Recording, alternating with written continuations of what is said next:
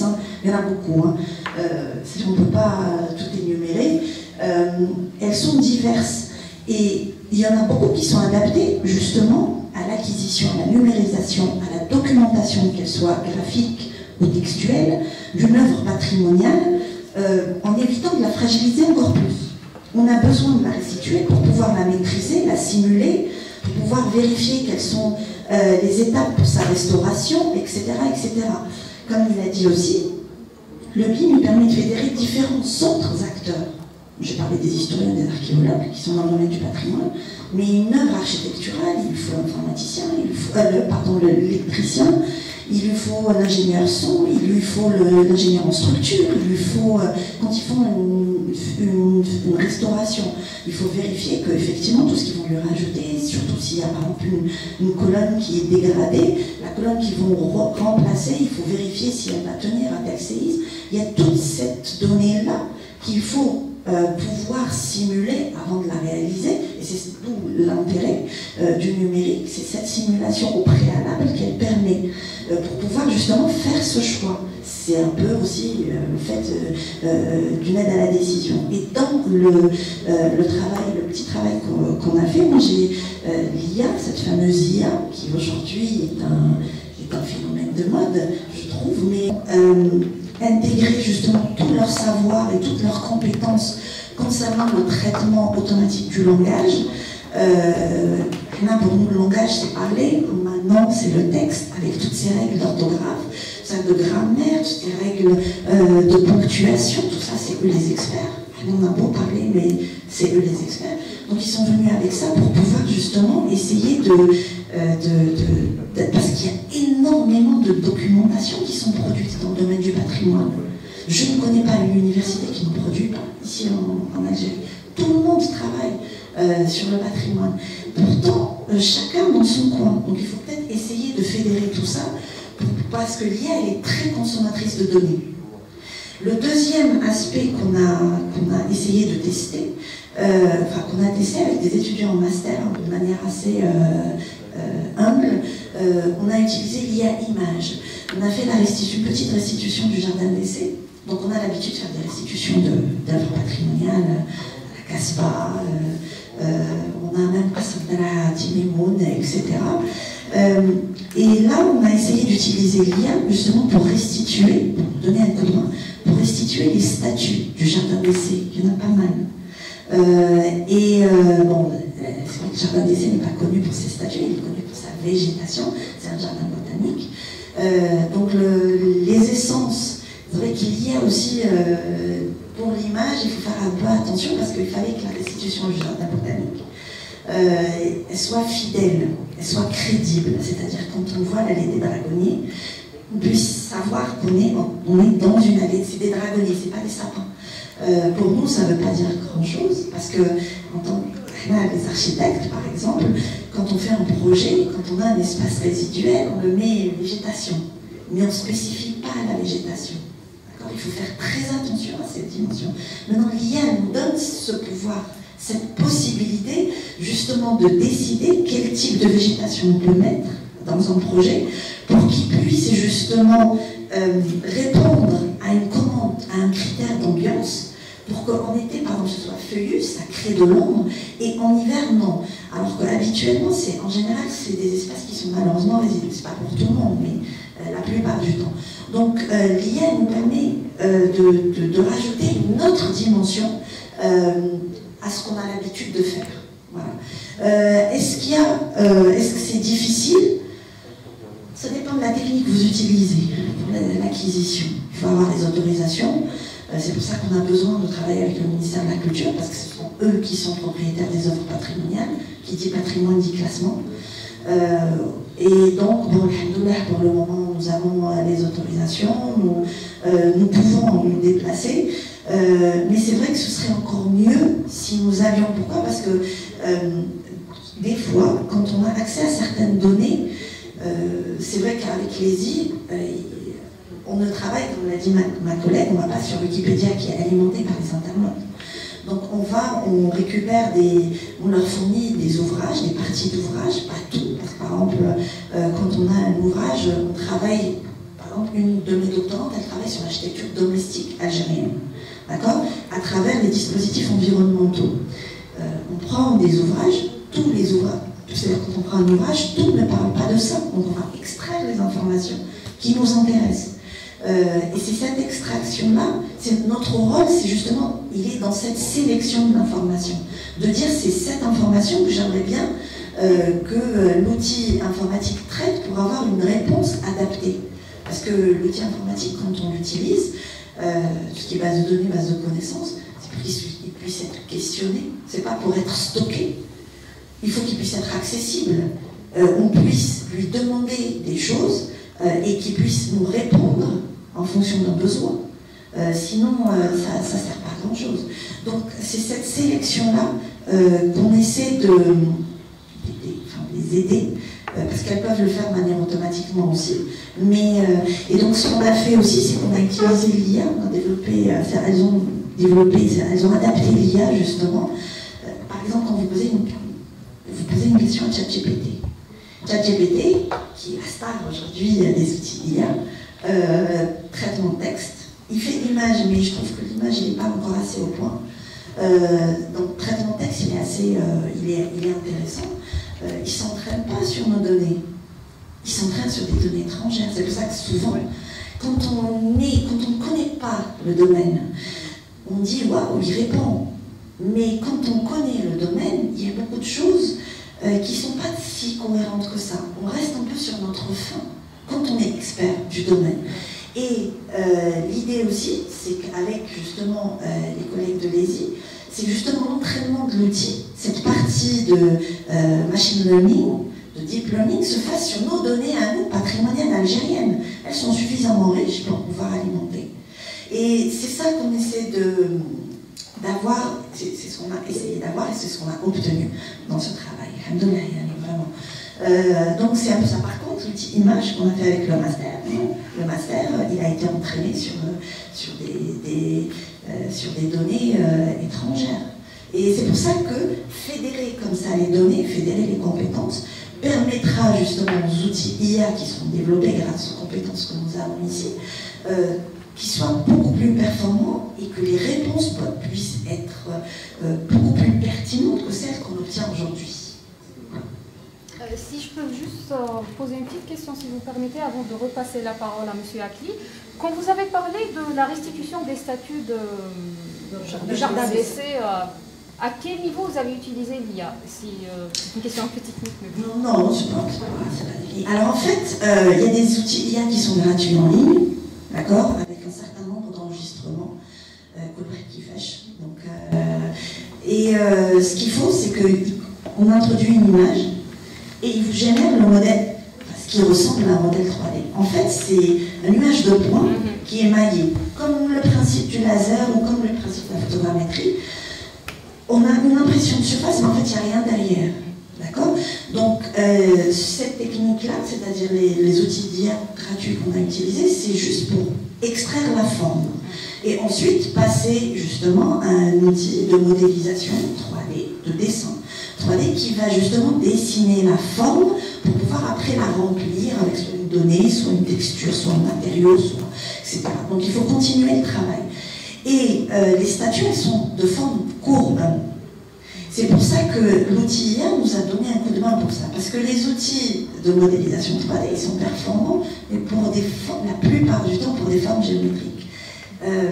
Régulières, on va le dire. Les formes courbes, on a un petit peu de difficulté, encore. Surtout quand on veut, par exemple, restituer les fameuses formes ioniques, les ordres corinthiens, quand on veut être fidèle à leur restitution, c'est un peu fastidieux, parce que quand vous prenez en le laser, il vous prend un angle. Mais sur le côté, quand on restitue, en fait, on veut restituer la 3D, c'est ça. Alors, le BIM, par exemple, tout à l'heure, il y a je ne sais plus combien de dimensions. Mais nous, pour le moment, la restitution, on fait la 3D, et après, on intègre les autres dimensions, le 4, 5, etc. La dimension environnementale, la dimension temps, la dimension coût, la dimension... Il y a tout ça qui vient après. Donc, c'est-à-dire quand on fait une acquisition sur un angle, par rapport à un français qu'on fait, derrière, il n'y a pas. Donc, il faut lui changer l'angle de prise de vue. D'accord? Et c'est ça qui est un peu fastidieux. D'accord? Par contre, l'IA, non. l'IA, avec l'entraînement, il permet de générer justement l'arrière.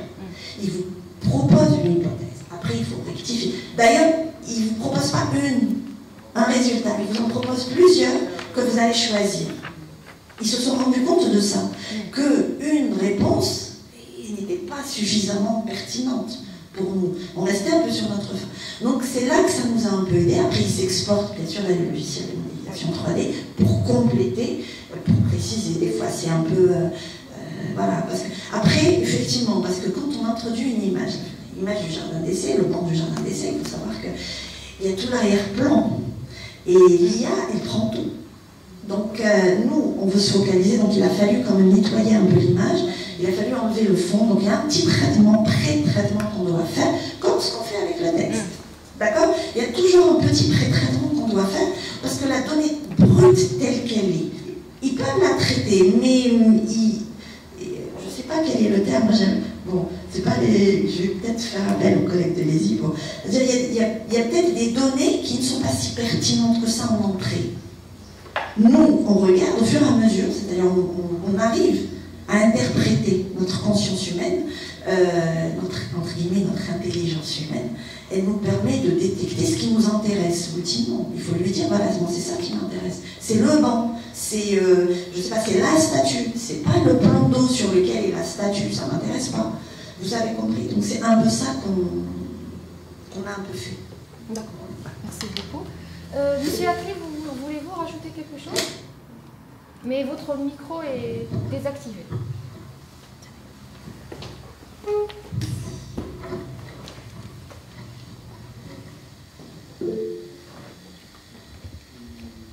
Monsieur Akli, pour montrer qui échappe par rapport à notre recherche.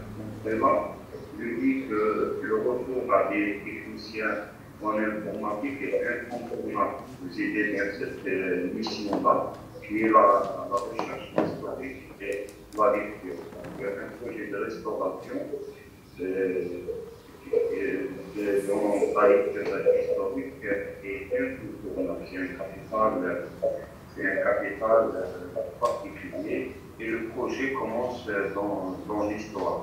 C'est-à-dire, pour l'anecdote, j'ai eu sur un projet d'abord de arrêter, donc sur une des façades, on est resté pratiquement presque une année à chercher une documentation et il fallait donc pour trouver une de ces anciennes photos, c'était beaucoup plus, c'est-à-dire la solution, c'est sur les mots-clés. Donc c'était, je dirais, magique comme solution. C'est ça que je dis que dans le futur, et par rapport avec des outils traditionnels, et le scan nous a révélé que la forme du carré était vraiment loin, c'était beaucoup plus alentour. Donc là, travailler avec des moyens technologiques en une heure, scanner et par la suite utiliser tous ces outils-là. Donc on comprend qu'on gagne beaucoup plus de temps que la technologie. Voilà, pour nous. merci.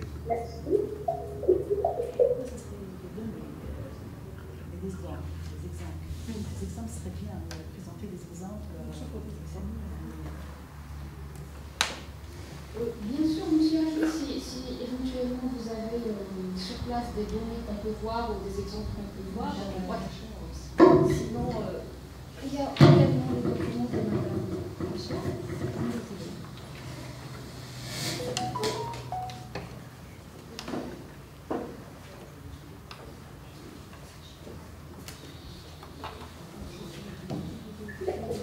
On va essayer de chercher la montre de l'année et la montrer comme ça va être beaucoup plus illustratif. Entre-temps, on peut voir ce que madame Fasher va partager.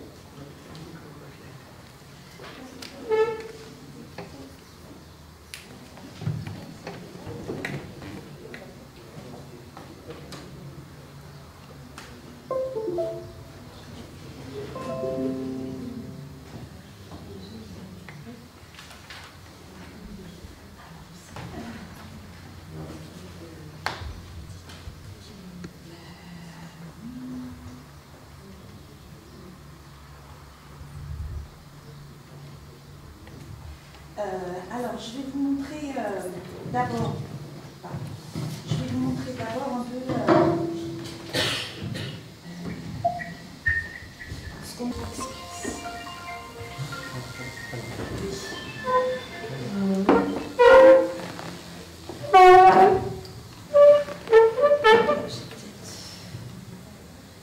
je vais peut-être passer directement ici.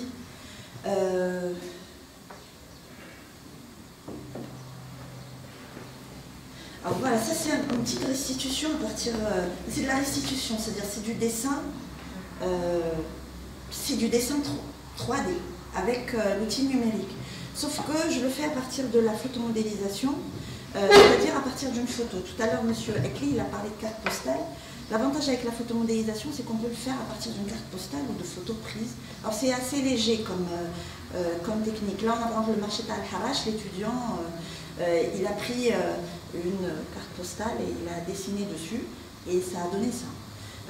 Là aussi, nous avons je découvre avec les étudiants aussi, c'est Qasr al-Dara, qui est un petit caillou perdu au milieu du désert. Il paraît que c'est très loin, très difficile d'accès. Ça, c'est du dessin, c'est vraiment du dessin. Il n'y a rien de particulier. Bon, j'ai travaillé un peu sur le numérique appliqué au patrimoine. Je ne vais peut-être pas passer sur la définition de ce qui est... parce que j'ai préparé une communication, hein, on m'a invité aussi. Alors, je vais peut-être parler un peu de ce qu'on a fait un peu avec l'ESI. Si Madame Khouri et Madame Oufeida, elles veulent intervenir, j'avais repris quelques slides de ce qu'avait présenté Madame Khouri lors de la dernière fois, Madame Oufeida, pardon, lors de la dernière fois. Donc là, il y a une collaboration sur le travail de 2 de mes doctorantes. Et elles, bien sûr, il y a des masters et des PFE qui ont été encadrés.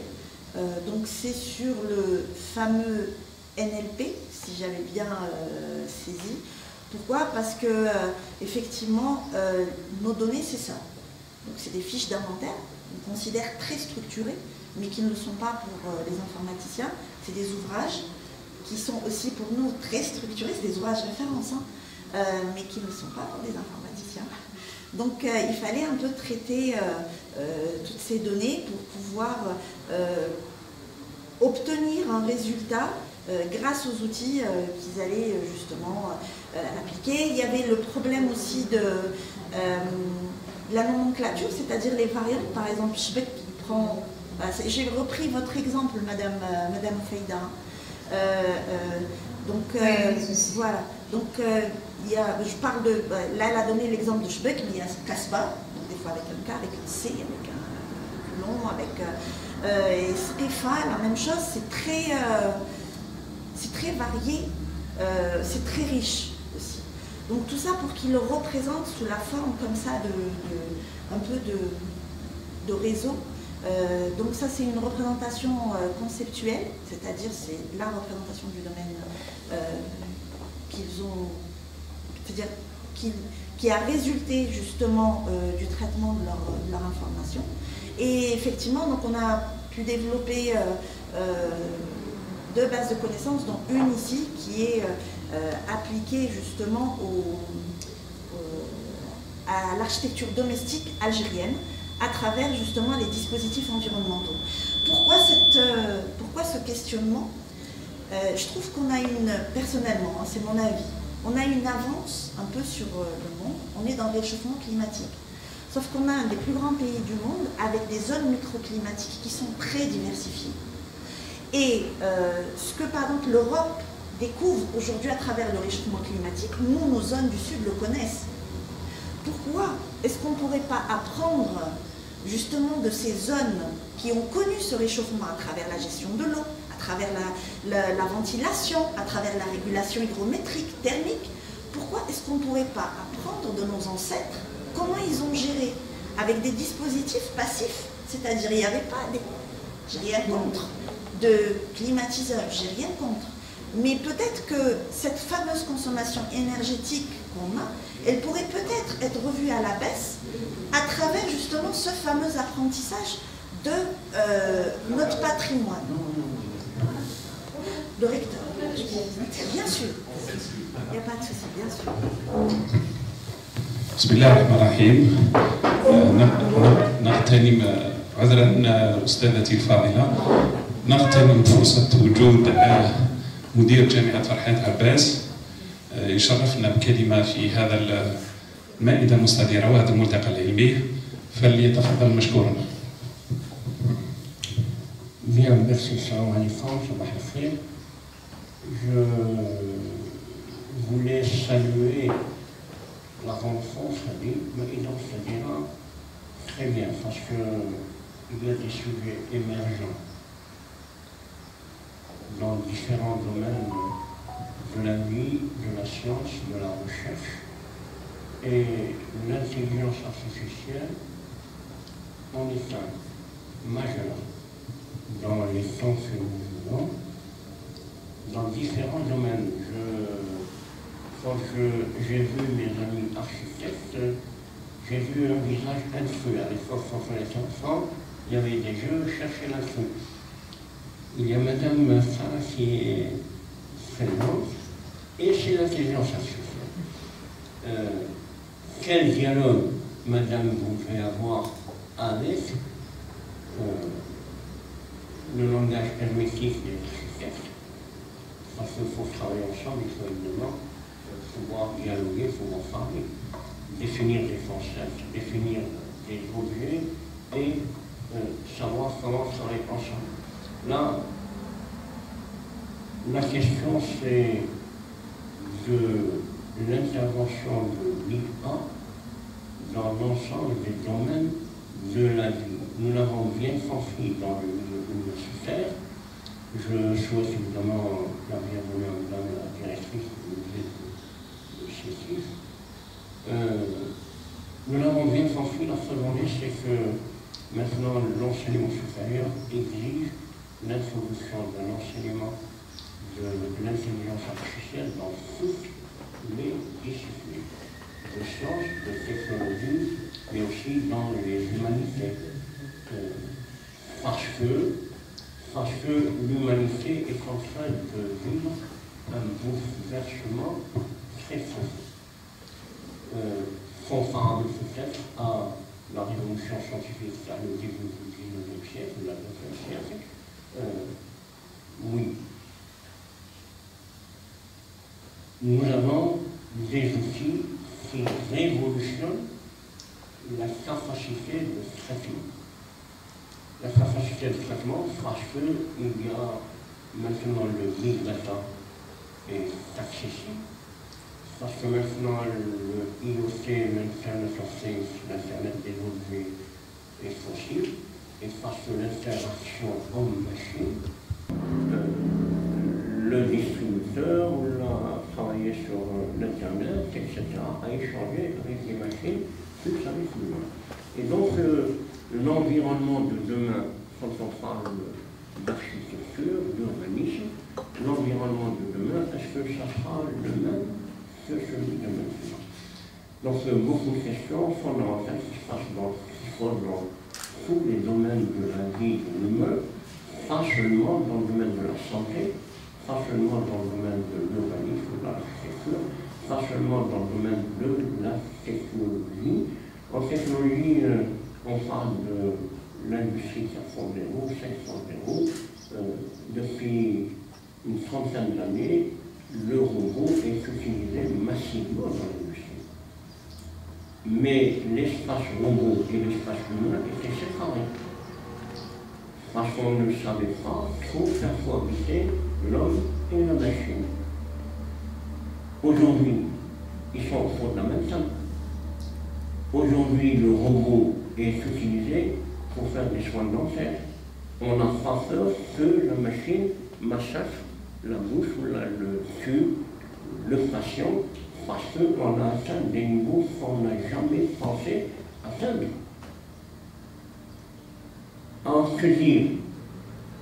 Nous souhaitons, et je salue l'intervention, je salue la présence de Madame de l'EFO, je salue la présence des étudiants ici, je salue tout le monde, un peu une table ronde, ça permet une interactivité, un échange d'idées. Et nous sommes à l'étape du brainstorming, de l'échange d'idées pour mettre les bases, pour construire l'avenir. Je dis le souci interne maintenant, mes chers amis, c'est l'intelligence artificielle, elle s'impose de toute façon. Mais comment utiliser correctement l'intelligence artificielle? Ce temps, dans le domaine de l'architecture, je disais à madame, les bases de données sont étrangères. Est-ce que madame la directrice du laboratoire d'intelligence artificielle, peut-être que la priorité aujourd'hui, c'est d'abord de construire des datasets dans tous les domaines. Dans tous les domaines, de l'agriculture, de la santé, de l'architecture, du patrimoine, etc. Que je vais faire, que la Zavida, ce ne sera pas la même que celle de René, ce ne sera pas. J'ai mon référent architectural, urbanistique, etc., qui permettra à ces outils de la modernité de travailler dans le rétroviseur de l'histoire du patrimoine. En tout cas, ça me fait pour comme des sujets qui appellent à l'intégration des nouveaux outils dans une vie sociale qui a atteint sa maturité, son équilibre, sa pérennité. Nous sommes dans un pays qui est vieux de millions d'années. Donc, qu'il ne va pas tourner le dos aux outils de la modernité, parce que nous sommes en plein dedans, mais qu'il va conserver le patrimoine. Nous avons des richesses extraordinaires dans ce domaine. Ben, il faut les valoriser, il faut les montrer, et il faut dire aux gens, oui, venez voir ce qu'il y a et ce que nous sommes en train de faire pour le sauvegarder. Le patrimoine ne nous appartient pas seul. C'est un patrimoine, souvent en Algérie, c'est un